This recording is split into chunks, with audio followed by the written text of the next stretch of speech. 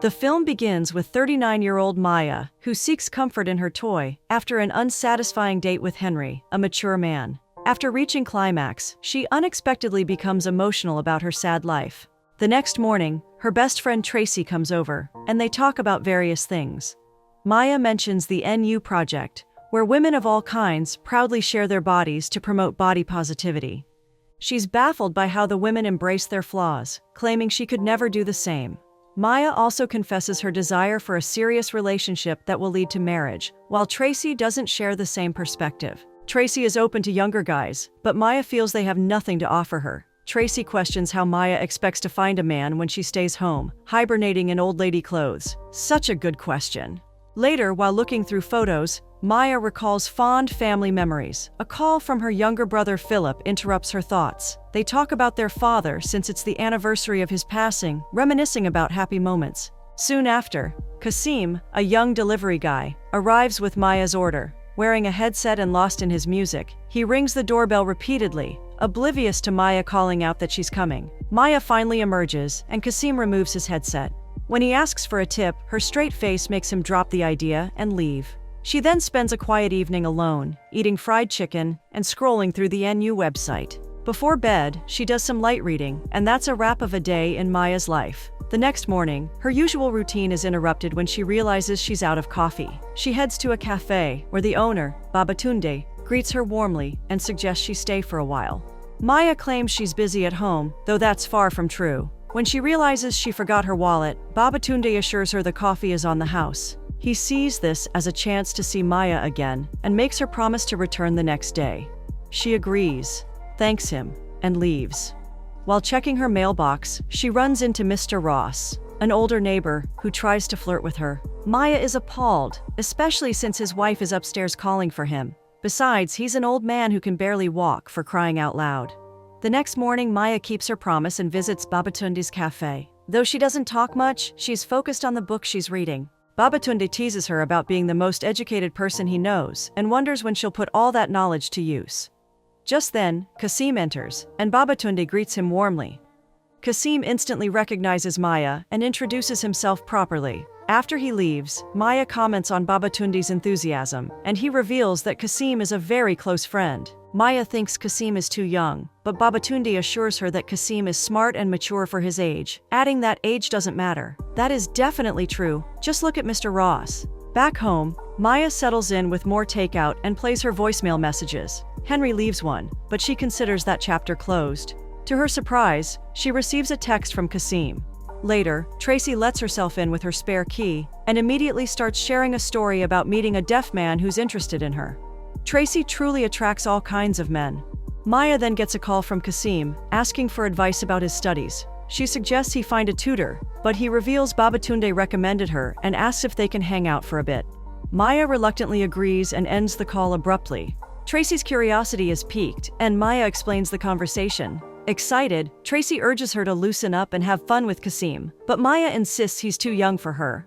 Maya and Kasim meet at a restaurant, where Kasim orders only water since he doesn't drink. Curious, Maya asks if he does substances, but Kasim assures her he's not like most guys his age. When Maya declines dessert to stay healthy, Kasim is surprised. He comments on how black women often strive to look European, pointing out Maya's permed hair and desire to be skinny. Maya defends herself, saying she's just trying to eat healthy, but Kasim counters that black people need to embrace their culture more. When the bill arrives, Kasim struggles to pay with loose change from his pocket. Maya, sensing the awkwardness, covers the bill. Kasim then walks her home, showing his maturity.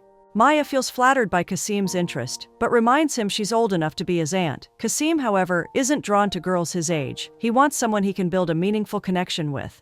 As they head inside her house, Kasim pulls Maya close, showering her with kisses and complimenting how sexy and thick she looks.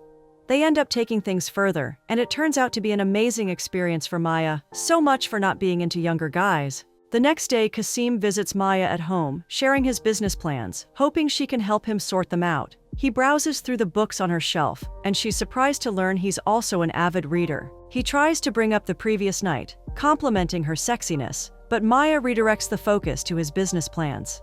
Curious about her life, Kasim asks personal questions, and Maya shares that she's done a lot, including running a real estate company she sold. For now, she's just taking it easy, figuring out her next steps. Although Maya insists nothing should happen between them, she melts when Kasim touches her romantically, and they end up in bed again. The next morning, Tracy unknowingly walks in and catches them together on the bed, much to her surprise. Maya quickly puts on a robe and ushers Tracy out of the room. She's definitely collecting that spare key from Tracy. Before leaving the house, Tracy is thrilled that Maya is finally having fun with a younger guy. Later, Maya and Kasim enjoy a relaxed time together, eating pizza and watching movies. She notices a scar on his neck and asks about it. He shares that he was attacked by his mother's boyfriend as a but survived. The conversation shifts to the ghetto, and Kasim becomes emotional about the injustices Black people face. Maya, sensing the tension, tries to lighten the mood by asking him personal questions. Kasim answers, though he seems reluctant to open up further. A couple of months later, Maya still keeps her relationship with Kasim private. However, Maya insists it's not a relationship, making Tracy wonder why she's still with him then. For Maya, it's about Kasim's passion, ideas for the future, and other benefits of their time together, of course. Tracy jokes that Maya's dressed like a schoolgirl because of him, but Maya insists she's just experimenting with her style. Her outfit draws the attention of two little boys who boldly try to flirt with her. When she reveals her age, they run off, making Tracy laugh out loud.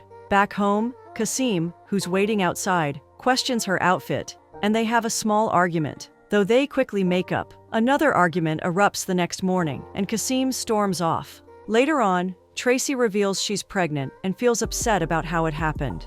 Maya tries to comfort her, encouraging her to see it as a blessing. But Tracy values her freedom and doesn't want to be tied down. After 3 whole weeks of ghosting, Kasim calls Maya to apologize for his behavior. He explains he needed time to clear his head and admits he misses her. He suggests coming over, and Maya eventually agrees. They go out for dinner and later share a passionate night at Maya's place. Afterward, Kasim surprises her by announcing his decision to be celibate so he can focus on his goals, leaving Maya baffled. Kasim admits he wants to build something meaningful with Maya, where they can support each other. He's on a journey of self-realization and doesn't want distractions from his goals.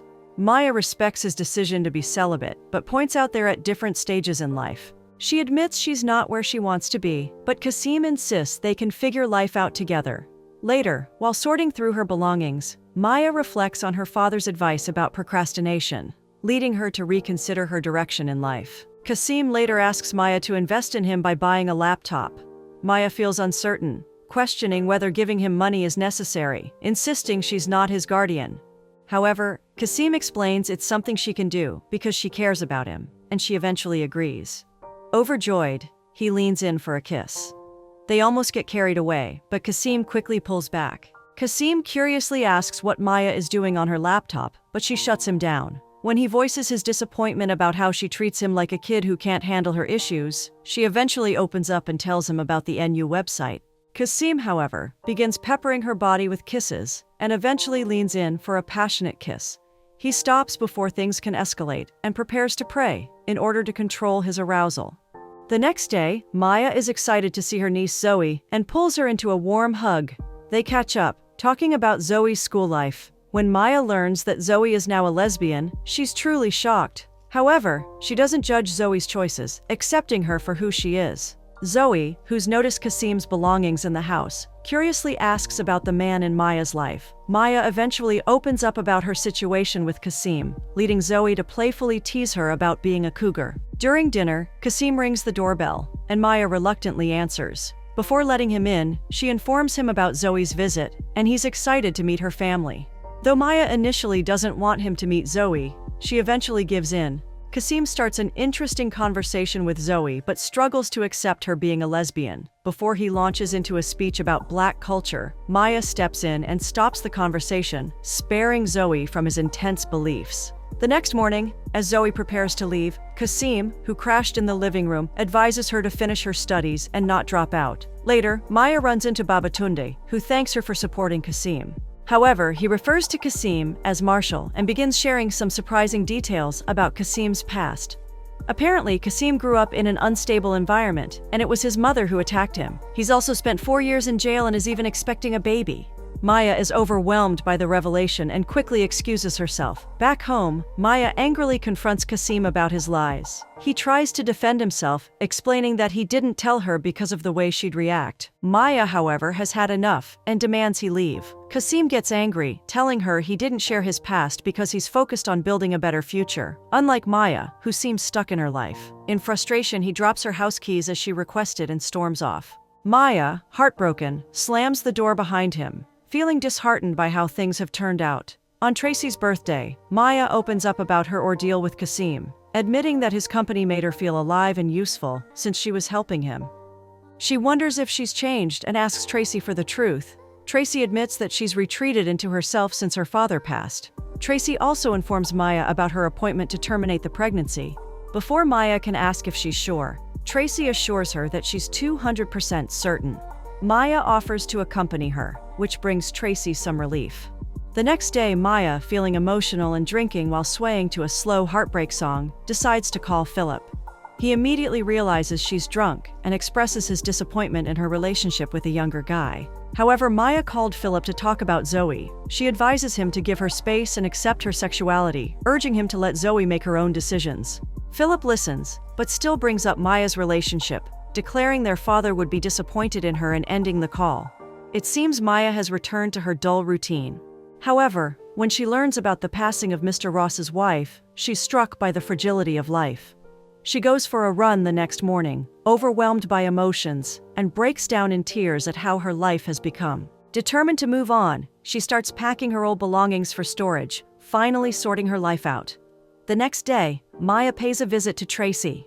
Maya admits that being an adult is hard, leaving little room for life-altering decisions since they're already at an advanced age. Tracy, however, shares her belief that life isn't about length, but fulfillment. Why settle for mediocrity when she can strive for the life she truly wants? Back home, while taking out the trash, Maya is surprised when Kasim walks up to her. He gives her the money for the laptop, expressing his thanks, and she's genuinely surprised. Kasim admits he's still figuring out his life, but he's in a better place now. Although he's still trying to be celibate, which surprises Maya, he apologizes for everything and clarifies that he never had a baby, it was just a rumor.